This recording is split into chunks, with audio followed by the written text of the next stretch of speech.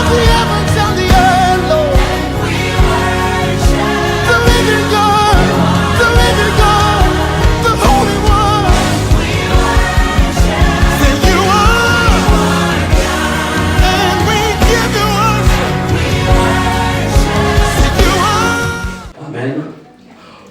Lorsque tu mènes une vie de sainteté et d'obéissance, le Seigneur lui-même, il vient te marquer.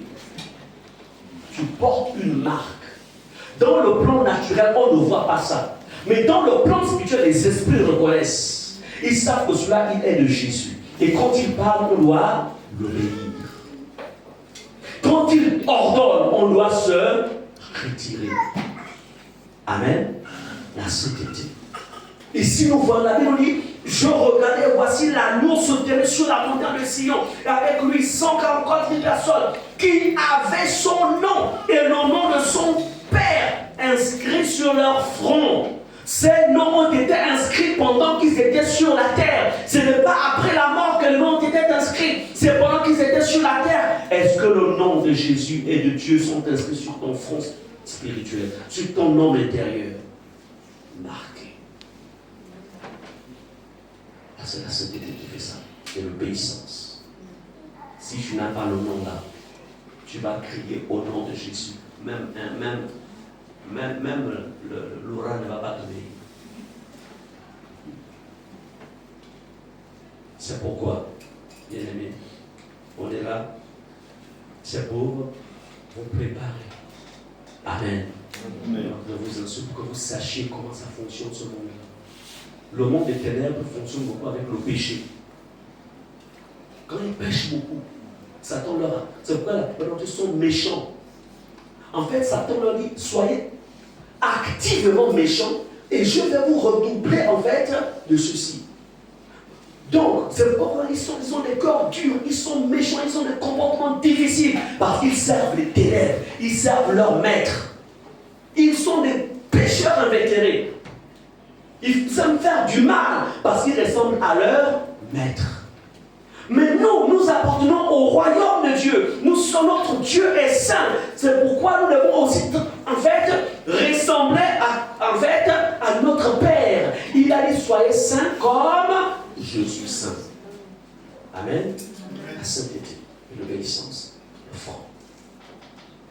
Ne rentre jamais dans un combat spirituel. Si tu sais que ta vie n'est pas en lien avec le Seigneur, reste tranquille. Reste tranquille. Reste tranquille. Dis à quelqu'un de venir peut-être combattre pour toi. Mais la vérité, c'est qu'il y a en fait des défis où personne ne peut combattre pour toi. Il n'y a que toi qui peux combattre pour toi-même. Amen. Est-ce qu'on comprend cela? Amen. Je peux vous dire une chose. Vous savez, nous sommes tous venus ici à l'estuaire. L'estuaire, il y a des propriétaires de l'estuaire. Vous comprenez cela? Toi, tu es qui? Tu n'es que, en fait, certes, tu es dans le Gabon, mais l'estuaire ne te revient jamais. Ton village n'est pas l'estuaire. Donc, quand un natif de l'estuaire brille et donne des ordres à la terre, c'est différent du toi. Parce que la terre, on reconnaît toujours les origines de celui qui parle. Si tu es de la Nyanga, si tu es de Walletin, si tu es de quelle que soit la province, lorsque tu parles, étant dans ta terre, dans ta province, là, la terre de ta province te reconnaît. Et celui-là, il faut que je l'aime. Amen. Amen. Donc, il y a ce qu'on appelle des identités, des identifiants spirituels. Identifiants. Maintenant, comment faire pour que la terre de l'estuaire te reconnaisse? Là encore, c'est un enseignement. Mais ce n'est pas l'objet du moment. Est-ce qu'on est ensemble? Amen. Bien-aimé, une fois tu as la vie de sainteté et d'obéissance, il y a ensuite le troisième point. Il faut être rempli du Saint-Esprit. Parce que le combat contre les esprits méchants, vous savez, il y a des grades dans le monde des esprits. Même maléfique, il y a des grades. Un petit démon n'a pas la même autorité qu'une principauté. il y a des principautés, il y a des dominations, il y a des esprits méchants. Même dans le monde maléfique, il y a des sorciers. Le sorcier n'a pas la même position qu'un sataniste. Etc., etc. Donc, tu as besoin d'être rempli. Si tu n'es pas rempli, tu n'auras pas facilement de victoire. C'est pourquoi beaucoup de personnes prient sur des situations et parfois les résultats ne viennent pas parce qu'il y a des éléments qui leur manquent. Des éléments qui manquent. Allons-y dans Acte 13, verset 9 à 11. Acte 13, verset 9 à 11. Vas-y, c'est de Dieu. Je lis la parole de Dieu. Alors Saul appelait aussi Paul, rempli du Saint-Esprit, fixa les regards sur lui et dit: Homme plein de toute espèce de ruse et de fraude, fils du diable, ennemi de toute justice, ne cesseras-tu point de pervertir les voies droites du Seigneur? Maintenant voici la main du Seigneur est sur toi. Tu seras aveugle, et pour un temps tu ne verras pas le soleil. Aussitôt l'obscurité et les ténèbres tombèrent sur lui, et ils cherchèrent en tâtonnant des personnes pour le guider. Lis le verset 8 pour que tout le monde ici connaisse son identité. Lis le verset 8. Mais Élimas le magicien, car c'est ce que signifie son nom, leur faisait opposition, cherchant à détourner de la foi le proconsul. Amen. Oh, c'est ce genre de verset. On appelle ça en fait la guerre de autorités. L'autre est une autorité maléfique, un magicien. Paul, l'autre, est une autorité, mais en fait une autorité en fait divine. La guerre des autorités, le combat des autorités. Le magicien, le gars, c'est un sataniste. Il est initié à des choses trop orgueilleux. Vous savez, ils sont souvent très orgueilleux, ces gens-là. Très orgueilleux. Parce qu'ils pensent qu'ils ont le super pouvoir, la super puissance en eux. Mais ils avaient oublié qu'il y a l'homme, celui qui est le plus fort. Ici, Élimas était certainement un homme fort, mais il y avait un plus fort. Et le plus fort était en qui? En l'apôtre Paul. Amen. Et regardez comment ça va se passer. Ça dit qu'on appelle ça que c'est une guerre. Ça dit que le combat va se passer en plein jour. La Bible dit, verset 9, alors Saul, appelé aussi Paul, rempli du Saint-Esprit, retenez ceci. Paul est conscient que là, il est dans les temps de jeûne. Il a revu toute sa vie. Il est dans la sainteté. Il sait que là, il est rempli du Saint-Esprit. Il savait ça. Que là, c'est-à-dire que la plénitude est au maximum. Il savait ça. Et c'est là que le sorcier là apparaît. Le gars veut venir embrouiller Paul dans son travail. Il a dit seulement toi, en plein de ruses. Maintenant là, amen. Tu ne verras plus la lumière du jour. Amen. Amen. Quand il parlait comme ça, c'était des décrets. C'est-à-dire que puisque Paul est connecté au ciel, il est connecté à Dieu. Quand il a parlé, tout de suite, les anges qui sont affiliés à sa personne, tout de suite, ils ont commencé, à chicoter tous les démons qui étaient autour d'Élimas, le magicien. Et Élimas s'est retrouvé seul. Vous savez, la force de ces sorciers, de ces féticheurs-là, la force de ces satanistes s'appuie sur les esprits qui travaillent avec eux. C'est comme par exemple, quelqu'un à qui on a affecté des gardes encore tout autour. On lui a affecté des gardes. Le garde, lui-même, il n'est pas costaud. Mais il a des gardes, c'est-à-dire que bodyguard, vous voyez les mains. Il en a 10 comme ça autour. Mais lui-même, on ne le voit même pas. Mais c'est son argent qui nous sommes d'accord. Non, c'est que le gars, il joue les rois dans la ville, non? Maintenant, il y a des gardes plus puissants que ces gardes. Quand ils sont neutralisés, il fait quoi le monsieur? Hein? Il fait quoi? Je ne veux pas de grosse, mais il va faire pipi d'abord dans son pantalon. Parce que là, il se rend compte que là, je suis foutu. Est-ce qu'on est d'accord? Et il va même commencer à dire, et je ne suis pas à vous donner toute ma richesse, laissez-moi tranquille, s'il vous plaît. Donc la force d'Elimas, c'était les démons qui étaient autour de lui. Et Paul a fait quoi? Il a d'abord neutralisé ces entités. C'est pourquoi ce que vous allez faire, c'est d'abord neutraliser. On va voir vendredi comment on va travailler. On va d'abord neutraliser toutes les forces qui sont autour de ces personnes-là, de ces agents des ténèbres qui sont dans nos familles et qui rendent la vie amère aux personnes innocentes. Amen. Répète au nom de Jésus. Au nom de Jésus. N'arbitre mystique. Toi qui es dans ma famille, tu es ma cible. Et Jésus va t'écraser. Jésus va te briser. Yes. Donc, c'est pourquoi être rempli du Saint-Esprit, c'est la priorité. Nous, ce mercredi, on va travailler sur la plénitude du Saint-Esprit. Même si tu es déjà baptisé, mais on va d'abord travailler à la plénitude. Pour que lorsqu'on va se retrouver vendredi, on soit prêt. Ça doit changer. Ça doit changer. Répète, ça doit changer. Ça doit changer. Et si tu peux, le conseil que je te donne, parle à ceux qui sont pour de toi, parle, dis-leur, viens à ce programme. Dis que même je n'ai rien que même 2 jours, dis-lui, viens, regarde ta vie. Cesse d'accuser, non.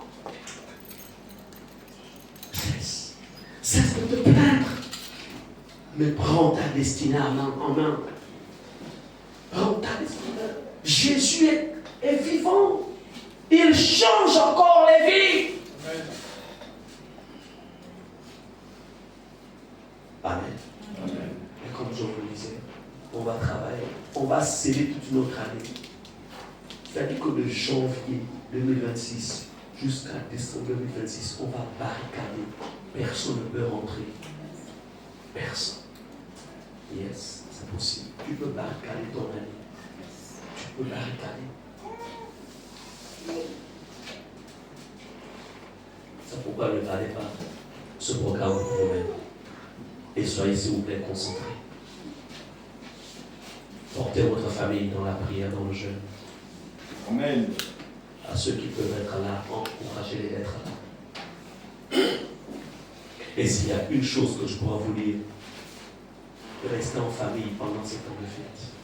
Évitez de sortir. Amen. Reste en famille. Reste avec vos femmes, vos enfants. Si tu es célibataire, reste avec la télévision, sur un programme chrétien. Amen. Amen. Voilà, c'est ta consolation le temps que tu me retrouves. Amen. Est-ce qu'on est ensemble? Amen. Ok. Bien-aimé, le dernier point. Et là, c'est avoir les bonnes informations sur les identités des sorciers et satanistes. Avoir les bonnes informations sur les identités des sorciers et des satanistes qui sont dans la famille. Connaître le contenu des alliances ancestrales qui opèrent dans le village et dans la famille. Parce que sans information, tu ne peux pas traiter les dossiers. Vous comprenez cela? Tu dois savoir. Tu dois savoir. Donc, avoir les bonnes informations, vous êtes prenez note, sur les identités des sorciers. C'est-à-dire, qui pratique la sorcellerie dans la famille? Qui? Tu me diras, pasteur, comment je le saurais? Je te dirai comment tu le saurais. Une personne extrêmement jalouse de toi, c'est un sorcier. Quelqu'un qui passe son temps à te... C'est-à-dire que tu es tranquille, passe son temps à te calmer, à te critiquer, à te saper la vie. Cette personne n'est pas normale. Extrême jalousie. Et passe son temps à détruire en fait l'image de ta vie. À te salir dans la famille. C'est un sorcier.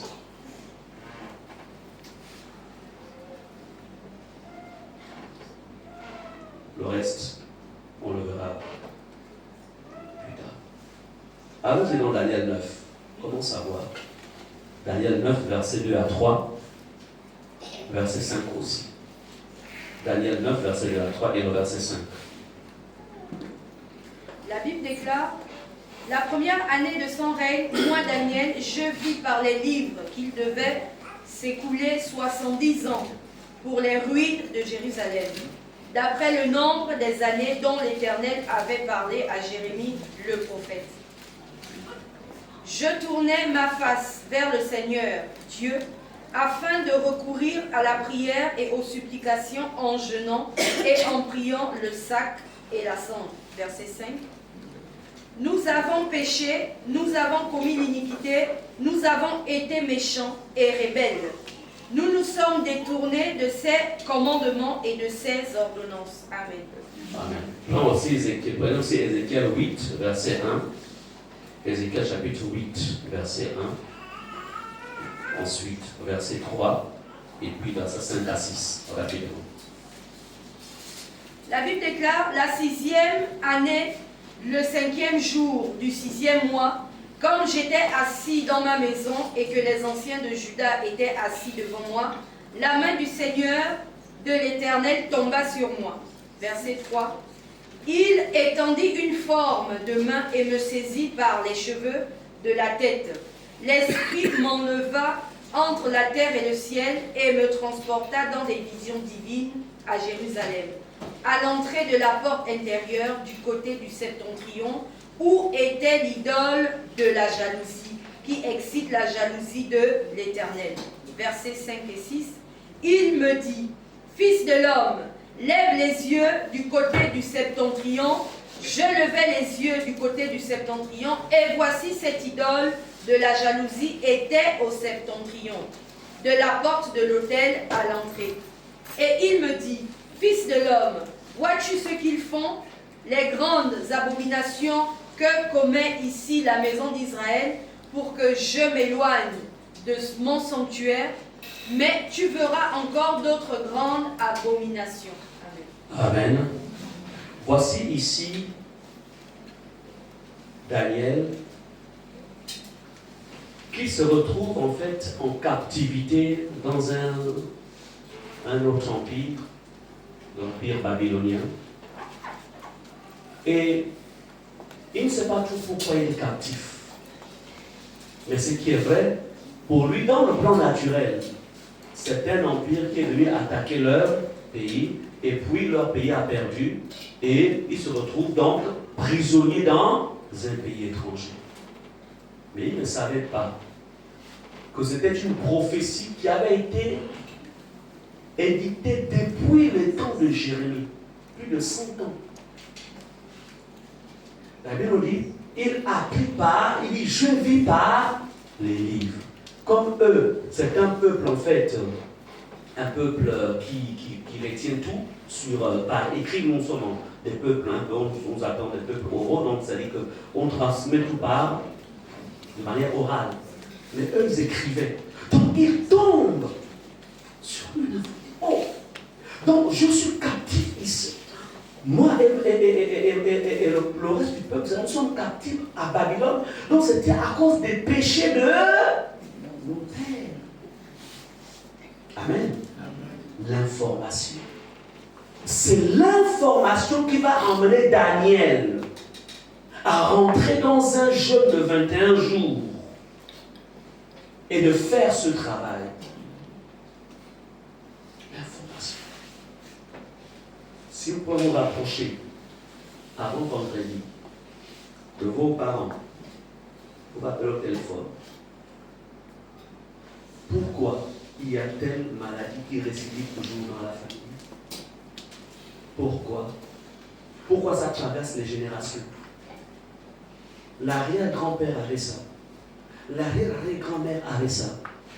Pourquoi ça vient jusqu'à nous? Tu écoutes. Pourquoi les gens, à un moment, en fait, sont au sommet de leur succès et à la fin, ils finissent toujours, on dit ça sous le carreau, on dit ça, sous le carreau. Down. Hein? au sol. Pourquoi les gens dans nos familles sont tous des nerveux, colériques? Les gens qui se battent. Pourquoi les gens se battent les jours avec des bouteilles? Il faut que le sang coule. Pourquoi les mariages ne tiennent pas? Pourquoi un moment, mais ça finit toujours par se détruire. Pourquoi? Amen. Il faut chercher. Vous ne pouvez pas traiter un dossier si vous ne connaissez pas. Donc, quand je parle des bonnes informations. Maintenant, si la personne qui peut vous donner des bonnes informations, il y a Dieu qui donne des bonnes informations. Voilà pourquoi, dans Ézéchiel, on va se rendre compte que c'est Dieu qui va, c'est-à-dire, il vient chercher Ézéchiel. Il l'entraîne. Il lui montre dans des visions. Regarde ce qui se fait dans ma maison. Regarde ce qu'il y a comme abomination. Regarde. Naturellement parlant, il ne voyait pas ça. Mais sur le plan spirituel, c'était là. C'est pourquoi, faites attention avec vos rêves. Écrivez vos rêves. Dormez avec un cahier à côté. Aussitôt tu as fait le rêve, tu t'es réveillé, écris. Même si le sommeil est trop long, ne dis pas demain matin. Si tu le fais, si tu dis que si tu vas attendre cette chose, le rêve à 2h du matin, et que tu dises que tu vas écrire ça à 6h, ils vont utiliser la gomme, ils vont venir tout nettoyer. Parce qu'ils vont tout faire pour que tu oublies. Parce que le rêve t'apporte des informations. Il ne faut pas. Si tu peux avoir ton téléphone pour enregistrer, enregistre ce que tu as vu. Amen. Les informations.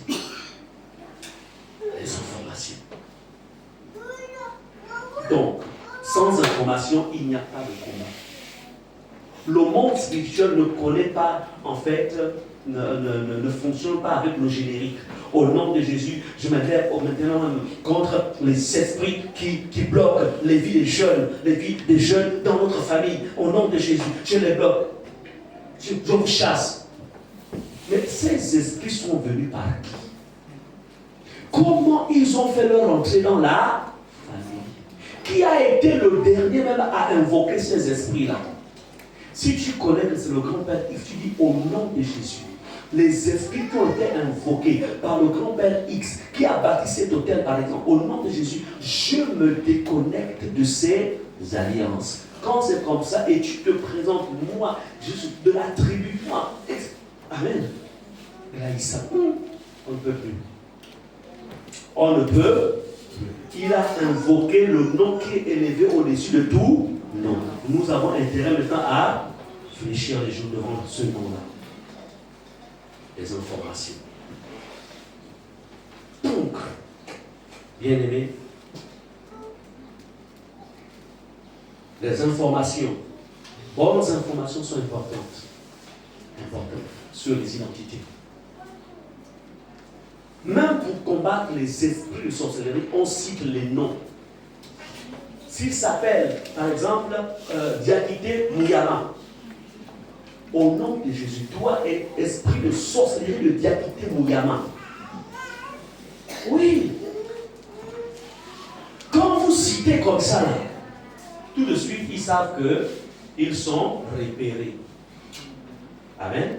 Une fois ils sont repérés, ils ne peuvent plus se cacher. Ils sont obligés d'aller dire que là où tu nous as envoyés, il ne faut plus nous envoyer. Si tu nous envoies encore, on va te couper les jambes. Ils vont eux-mêmes faire la guerre là-bas. Donc on ne prie pas dans le monde des esprits de manière générique. Il faut spécifier, il faut citer. C'est pourquoi on ne combat pas dans le désordre. Il faut avoir des informations. Donc vous avez entre aujourd'hui et jeudi pour avoir des informations. Et ces informations, mettez-les par écrit. Je répète que même s'il n'y a pas un être humain qui peut te révéler cela, le Seigneur est capable de te le révéler. Est-ce que vous comprenez cela?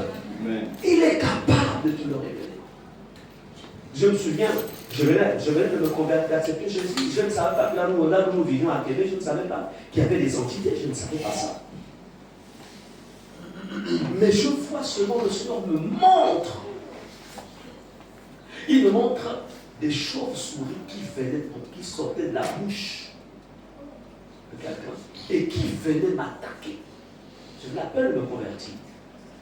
Je dis, ça c'est quoi? Plus le Seigneur m'a ouvert, je m'ai dit, mais ce sont les entités qui sont ici. Amen. Personne ne me l'a dit, mais moi, le Seigneur me l'avait révélé. Mais